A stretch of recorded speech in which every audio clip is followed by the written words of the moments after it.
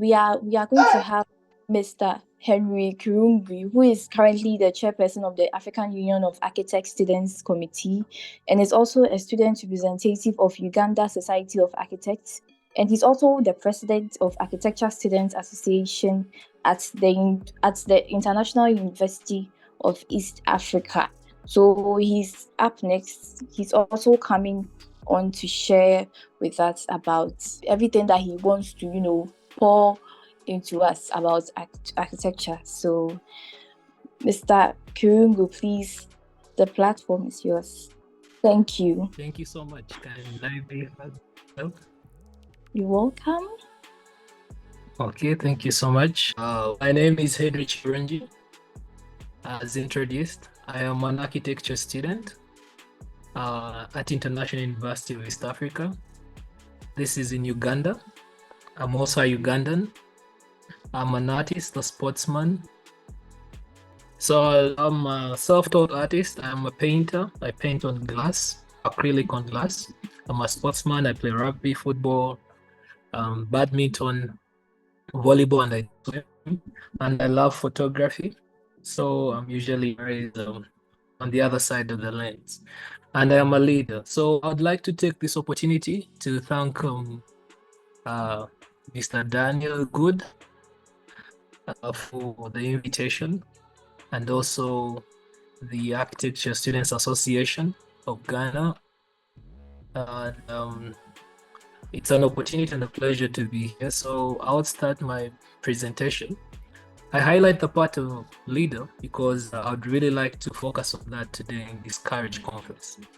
So as a leader, I currently hold 3 positions, and I'm the chairperson of the African Union of Architect Students Committee, a committee which was launched 4 months ago in Uganda, Kampala.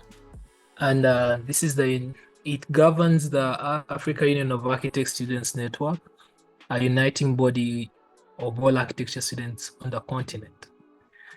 I'm also a students representative at the Uganda Society of Architects, part of the 22nd Council.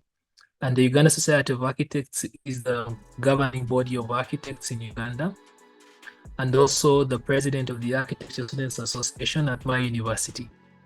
So today I'd like to, when I had my reflection upon the invitation about my architecture journey, my architecture experience, and what it means to study in Uganda, and probably why I would see African architecture heading.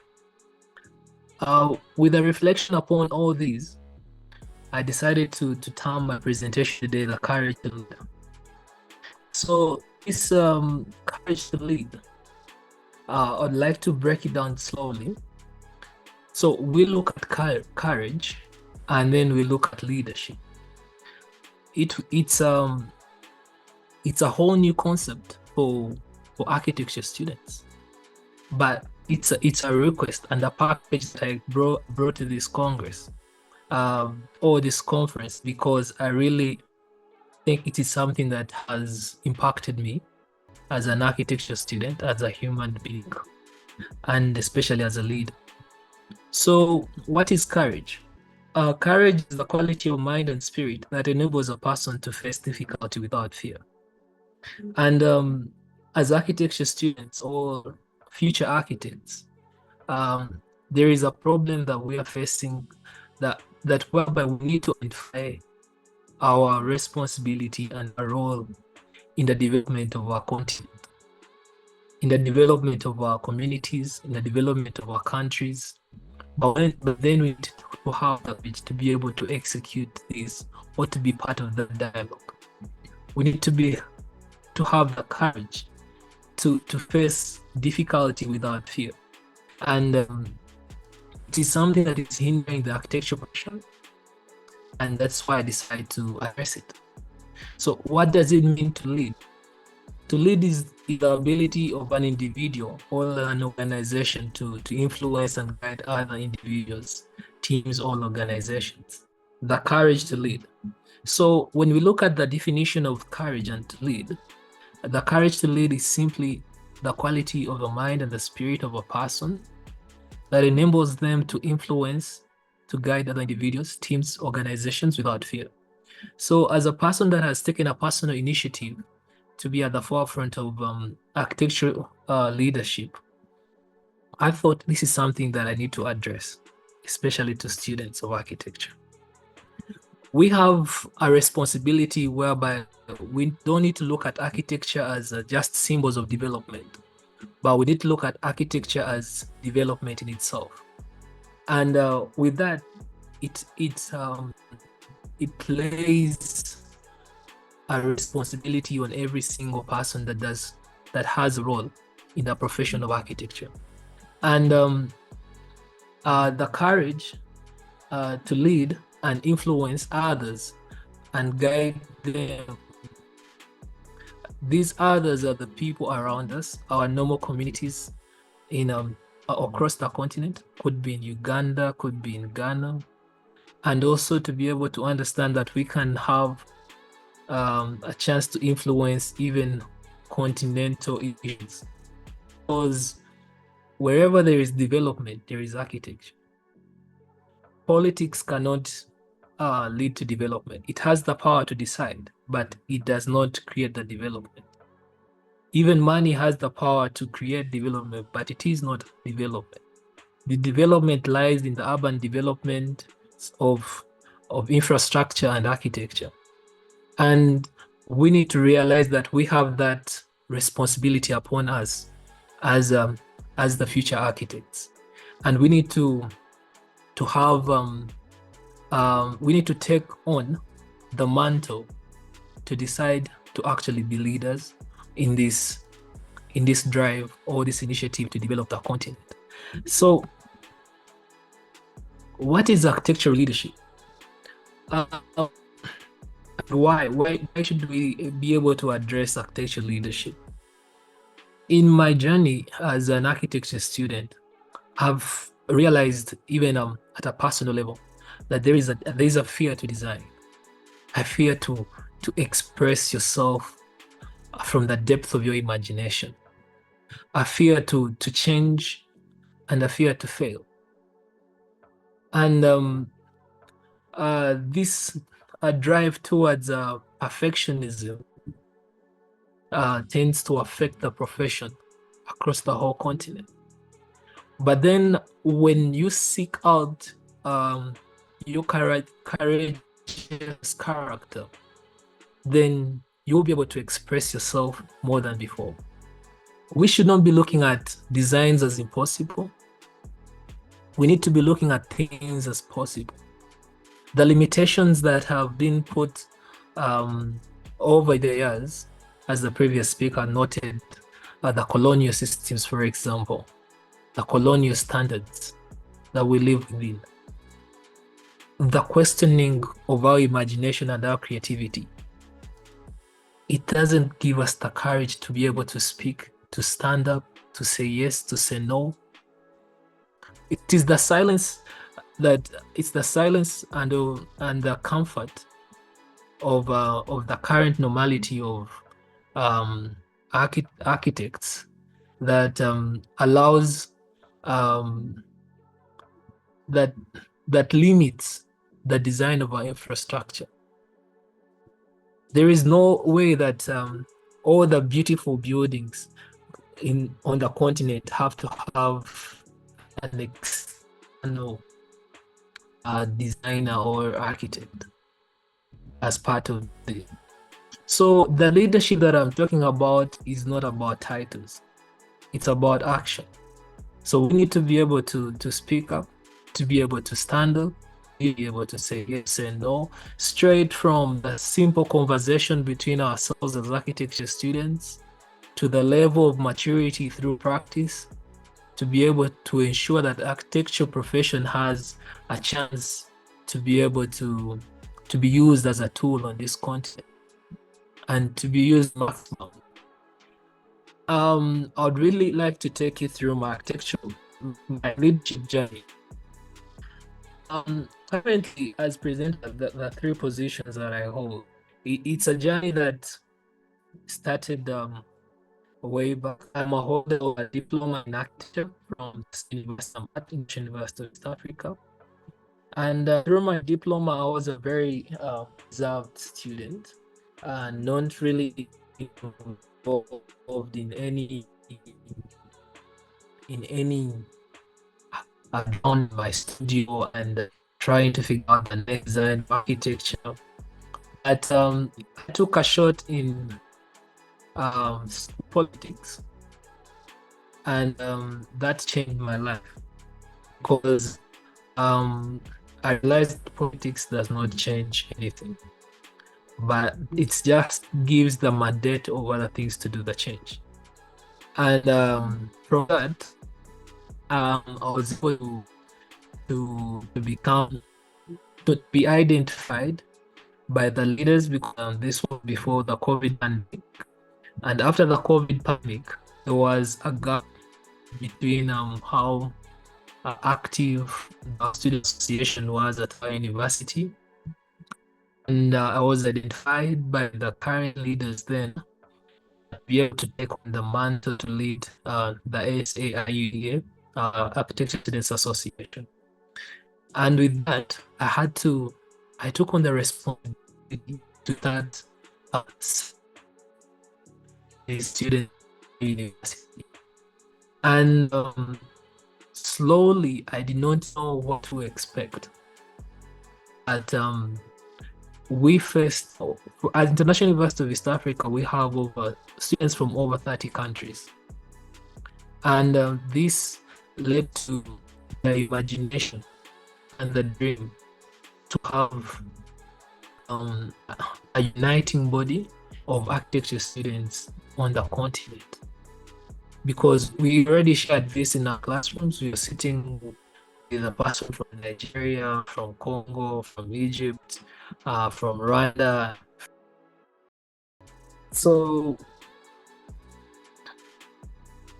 when I got the responsibility of presidency of the Association of International University of East Africa, my major aim to reignite the spirit of together amongst the students, whereby we were to ensure that the divisions that were amongst students at just even that level had to be those barriers had to be broken.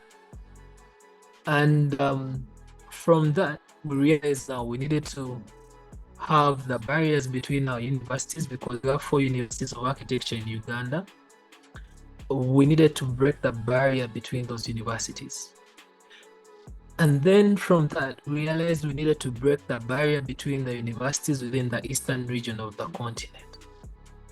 And then we needed to break the barrier between universities at the continental level. But it has not been an easy journey. It has been a journey of persistence, of taking key decisions, and a journey of courage to lead. There were very many times where we questioned ourselves whether it was possible to have the first African Congress for Architecture students. And this was held last year. And very many of you could have joined in online. And we had very many people joining in physically. And to us, seeing the continental body, the African Union of Architects, joining us on this journey, embracing it, setting up a committee for students at African Union of Architects level.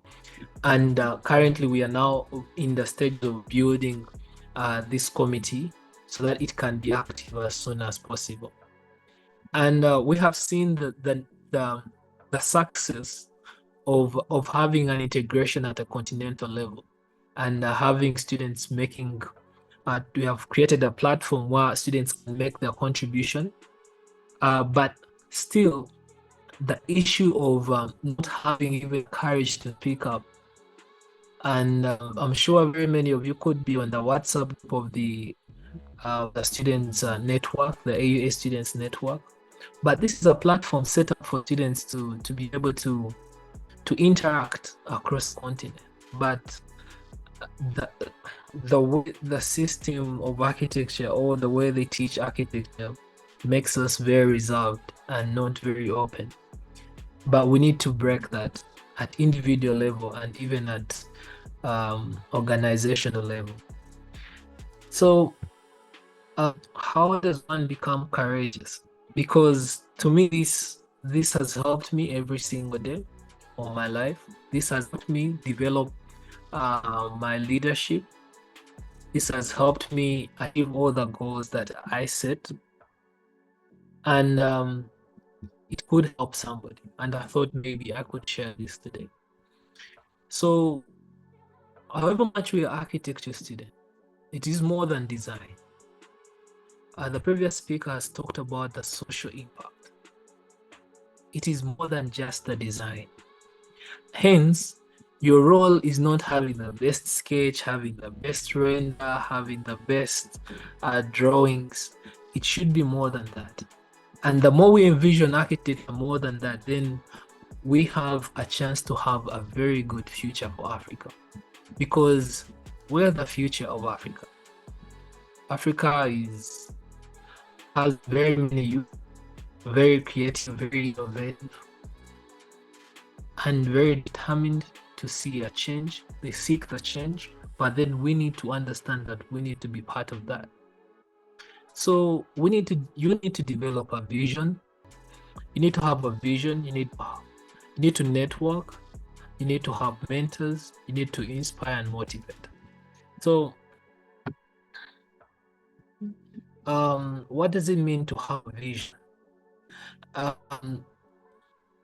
Having a vision, for example, for us as SAIU, we had the vision to unite African architecture students, giving them a platform to collaborate, to have collective contributions, to have an exchange of knowledge.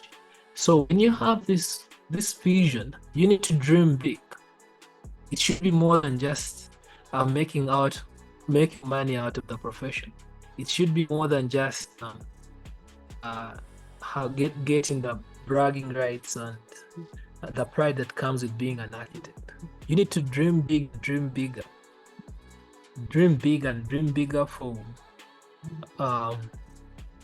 your community. Yeah, we need to challenge the status quo. As I talked about the standards, the current narratives about African architecture, you need to be able to, or else the architecture will not have any implication that is positive across the continent. We need to be able to have the courage to articulate our ideas. We need to have the courage to embrace our uniqueness and to also to take risks. And the second way to gain your courage to be able to lead, you need to network and to have mentors. You need to seek guidance. You need to have knowledge transfer through having the best or the most fit mentors for yourself. You need professional exposure. You need to seek out opportunities. And then you need to build a supporting system. Your supporting system starts in your classroom, in your studio, the people you're working with, the people you're always with. And we need to see this being part of an architect's character. And this is the only way that we shall have a value of the 5 years, the 6 years that we are spending in school. Or else it's all going to be to waste, and our impact cannot be heard or cannot be felt in our communities. Then we need to inspire. You can inspire through your words. You can inspire through your works. You can inspire through your posters or whatever creative arts you can do. And you have to keep motivating people towards the shared goals, because through that you start building trust and you start to be able to create a positive impact wherever you are. Also, don't forget to recognize and celebrate your achievements, especially within your team if you built one, which is very necessary. So, as a leader, as I said earlier, leadership is not about the title, it's about action. I continuously challenge myself to say that we can have a positive impact as architecture students on the continent, to understand our role in the future, and to be able to understand that we develop better as a continent than just individuals. And I really think the future of architecture is really bright, and especially in Africa. We have seen a lot of cultural identity and contextual design in the recent years. And to me, I really think architecture on the continent is heading purely to that direction, whereby it is purely about cultural identity and contextual design. And it's very responsive to the people, the culture, the history, and definitely it's responsible. I highly agree with the previous speaker.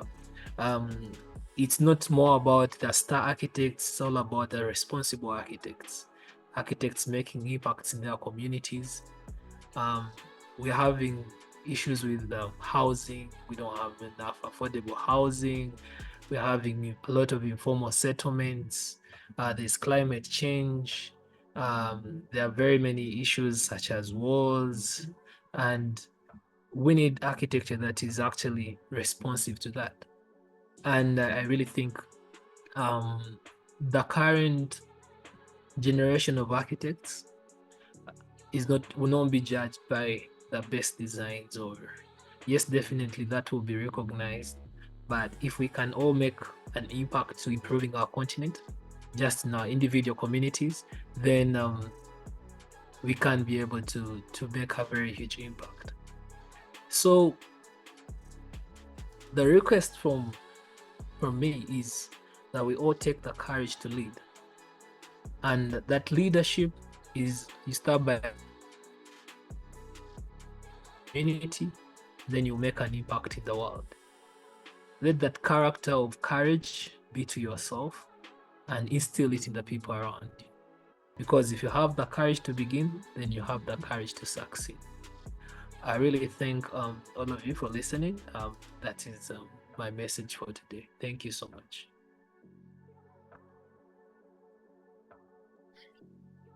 Thank you very much, Mr. Henry.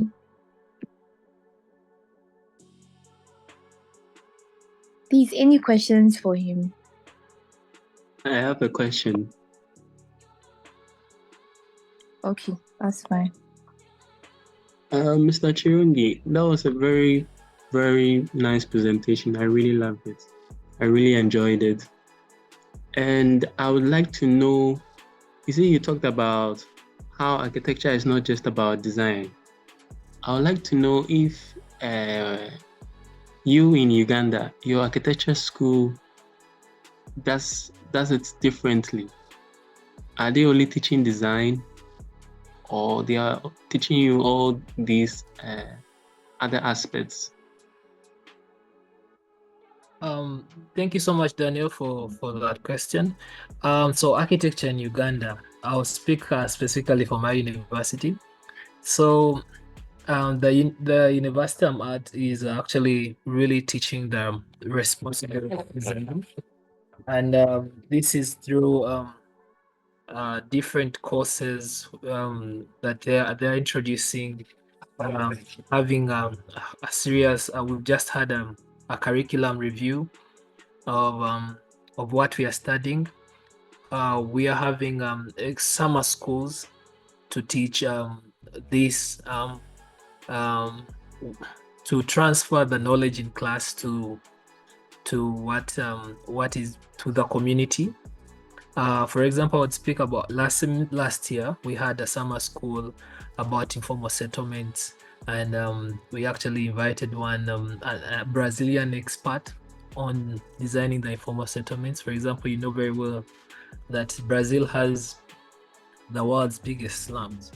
And students had to go out in the field to really understand these informal settlements in Kampala, that's Uganda's capital, and really interact with the community and be able to have solutions that can actually work for those communities, rather than being focused on who has the best design and the best looking structure.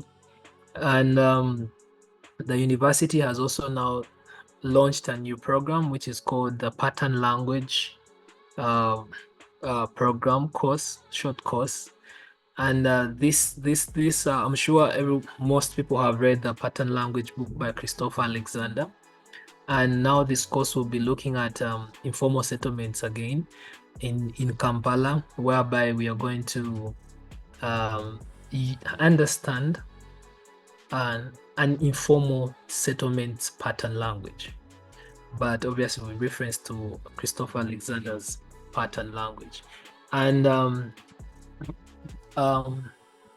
even in terms of the research topics that are accepted, all of them tend to be leaning because you have a choice to research in anything, but the university can guide you, and the most guidance is towards responsibility.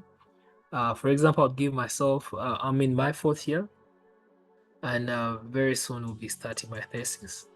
And the research topic is on education, and I'm looking at the impact of education architecture. Those are the educational spaces on the post-education community impact. Like what impact does how you design a school and its spaces have on the quality of the student graduates in relation to the community? Because usually people judge success from school or based on grades and not what people are doing out there. So for example, I'm challenged to find out do the education institution goals align with community development initiatives, or it is just traditional architecture. You go, you study geography, science, and mathematics, and you never know what contribution to make to your community. So I really think it is something that very many universities need to do. And yes, it is being done in my university, if I'm to say so. Please, any more questions? Okay. All right. So I do not have a question, but I just want to commend Henry, and I want to commend the rest of the team. Well done. For me in particular, I reside in Nigeria, so I'm a Nigerian student, architecture student, and then I have so much passion for architecture. So it pushes me out of our current syllabus, out of what we are being taught in classes, which is not a lot because I'm hearing from Henry the scope of learning you're exposed to, deviating from the regular design basics, learning informal settlement and all that. We don't have a lot of that, so we have so much more pressure in trying to learn how to develop ourselves personally, which I've been able to do over the years. And so I've really taken it upon myself to try to put together this kind of online invention for architecture education here. And honestly, what you guys are doing is really inspiring. So I really want to say, like, well done, thank you, and I'm really looking forward to more. Thank you. Thank you too. Thank you so much, David, for that. Thank you so much. Thank you so much for such an amazing presentation. I took one thing on how to be courageous. Actually heard that we need to have mentors. So then I want to ask our speaker, even as we are growing, some of us have mentors that maybe could be, should I say, outmoded in their thinking, or maybe toxic kind of mentors. They are mentors anyway, but then they are type that maybe they don't even want you to become better than them, even though at that point in time they are mentors. Maybe it could be somebody in our academia, or even the industry. So I want to find out, in your view, how do you think we should handle maybe this kind of expired mentors, or maybe outmoded, or maybe toxic kind of mentors? Thank you. Okay, thank you so much, Karen, for that question. So mentorship is actually very tricky, as obviously there could be queries such as this. But one thing I know about mentorship is about your instincts as a person, because when you have a clear goal, or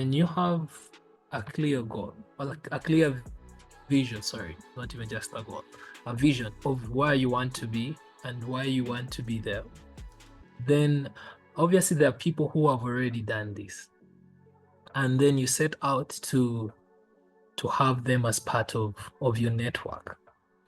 But definitely some of them may react in a negative way, not all of them will be positive. And I really think what would be best for you is to know what you really want from this person, and are they really guiding you along that line? And if you're really gaining a lot from them, then you could choose to ignore that. But if it is hindering your progress towards your vision, then you can eliminate these people, because no one has sometimes we give people the opportunity to be part of our journey, but then they only hinder our progress, and sometimes you need to just cut them off. And that can actually be a very good option, even for the mentors, when you don't feel comfortable in the place where you are, when you don't feel the growth, the progress, then all it's being hindered, then probably the best thing to do is to cut them off and seek other people, because there are very many mentors out there. Thank you. All right. So thank you so much, Henry. I think you pretty much summed it up. Personally, from my experience, because I had a mentor like that. So I think one thing I discovered, which could not be the same in your case, but might also apply, is that some of these mentors actually have something to contribute. Actually, they know what they are saying. They're just probably not really good at putting it across. Because I remember I had a mentor like that. I felt he was just a really toxic person. In fact, he wouldn't smile. He would just always be frowning and be like, David, where's your work? David, where's your work? No, this is not good. This is not good. So I then discovered that okay, it just got down to learning how to communicate with him. I then discovered that okay, some of his ideas were actually correct. Like the ideas were actually correct, but then he just had a really bad way of communicating it across, and then I wasn't getting to learn. So what you can do is that in your case, you can try and, because people are different. Everyone is different. People are different at expressing themselves. Even mentors are also different. They're also human beings as well. So you try to understand like where they're coming from, how they communicate, and then probably you guys can develop a better relationship from there. So that's what I think. Yeah, thank you. Okay, thank you very much, Mr. Henry Kirungi. God bless you so much for this insightful session.